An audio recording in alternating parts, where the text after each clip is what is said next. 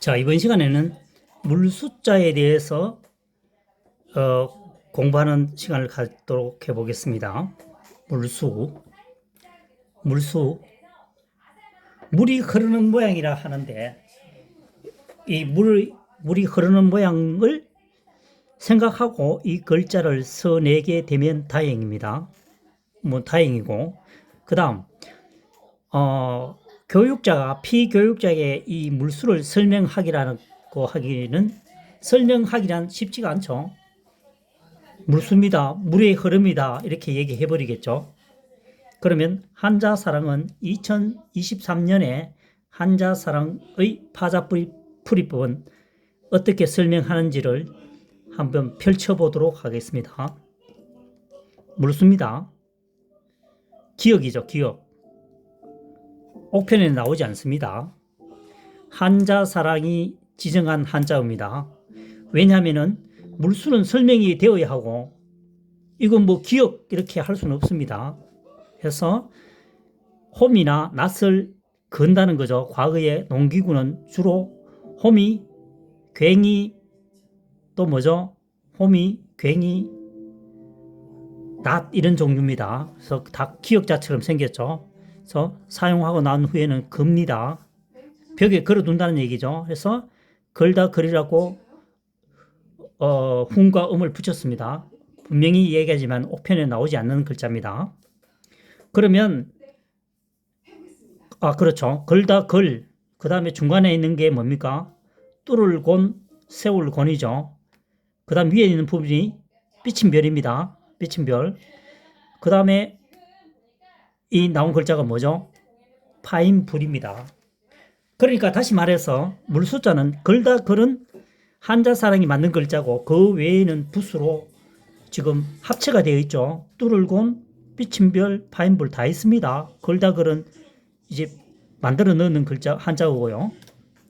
그러면 봅시다. 물이라고 하는 것은 홍수가 왔다고 가정해 봤을 때 물이 내려오다 보면 무언가 걸리기도 하죠. 걸리기도 하고 또 길을 이제 뭡니까? 물길을 넓게 만들어 버리니까 뚫어 버리겠죠. 확장시켜 버립니다. 그 다음 물이 계속 그 한 방향으로 오는 것이 아니고 삐쳐나가기도 하죠. 흘러나가기도 하죠. 옆으로. 그 다음 땅을 파기도 합니다. 정리를 해보겠습니다. 빗물이 세차게 오면 내려오다가 걸리기도 하고 땅을 뚫기도 하고 옆으로 퍼져나가기도 하고 또 땅을 파기도 하죠. 그것이 바로 물이라는 것입니다. 수심이 깊다 할 때 물수자 쓰죠. 그 다음 얼음빙자를 살펴보도록 하겠습니다. 얼음빙 어떻습니까? 물수자죠. 물수자 위에 불똥주입니다. 또는 점주라고 하죠. 여기서는 불똥주라고 봐야 해석이 됩니다. 풀이가 쉽습니다. 불똥이 떨어지면 물로 변하는 것은 얼음이다. 이렇게 되어 있습니다. 자, 그림을 간단하게 그려보면 얼음 덩어리입니다. 얼음 덩어리. 얼음 덩어리에 위에 불덩이가 얼음 덩이에 얹었다고 봅시다. 당연히 녹겠죠. 녹으면 뭐가 됩니까? 물이 되죠. 그렇죠. 그래서 불똥이 떨어지면 물이 되는 것은 뭐다? 얼음이다. 그죠? 네모에 얼음 덩어리가 있었는데 불똥이 떨어지면 이게 물이 되죠. 불똥이 떨어져서 물이 되면은 그 근본 주체는 뭐다? 얼음이라는 얘기죠. 얼음 빙자가 되겠습니다. 그 다음 구할구자를 설명해 보겠습니다. 구할구 물수입니다. 물수 하나의 일이죠. 하나의 일입니다. 오른편에 점을 찍어놨죠. 점주입니다. 자, 가뭄이 심각하다는 거죠. 가뭄이 심각하다. 과거에는 한자를 만들 그 당시에는 수리시설이 절대 부족이죠. 수리시설이라는 쪽으로 그 방향으로는 생각을 못했습니다. 그래서 주로 뭡니까? 곡식을 수확할 때는 곡식을 성장하는 과정에서는 하늘에 의지하는 경우가 많았죠. 그래서 여기서 살펴보면 물수고 하나일이고 점주입니다. 가뭄이 굉장히 심각할 경우에 또는 목숨이 위태로운 절체절명의 순간에는 어떻습니까? 한 점의 하나의 한 방울의 점, 한 점의 물이라도 어떻습니까? 구해야 한다는 거죠. 사람이 죽어간다. 주위에 물은 없다. 한 방울의 물 굉장히 중요하겠죠. 그때는 어쨌든 물을 구해야 됩니다. 그래서 목숨이 위태로운 순간이라든가 가뭄이 심각할 경우에는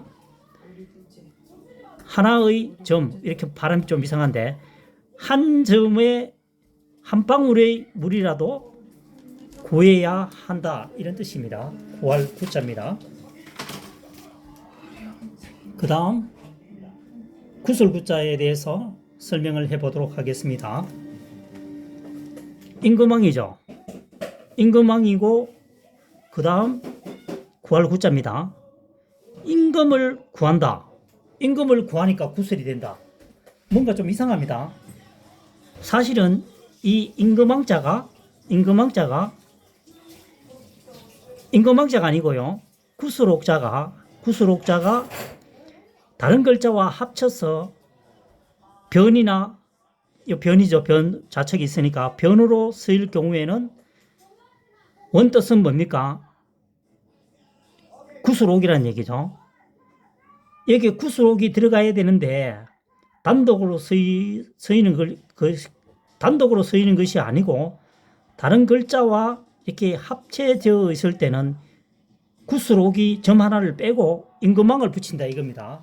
그러니까 다시 말하면 이게 임금왕이 아니고 이 글자가 구슬옥이라는 얘기입니다. 구슬을 구한다 이런 얘기겠죠. 그래서 구슬을 구하여 뭡니까? 끼워 놓으니까 아름다운 옥이 된다 이런 얘기입니다. 그래서 이 글자는 구슬구라고 하는 것보다는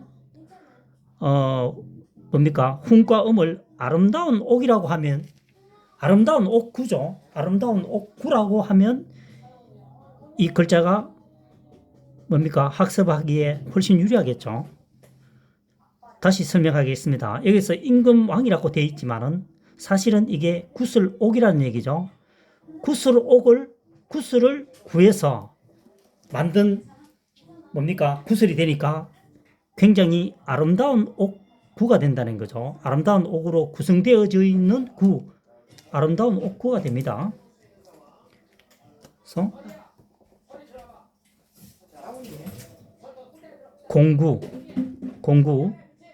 공은 둥글죠. 둥글다는 의미를 갖고 있습니다.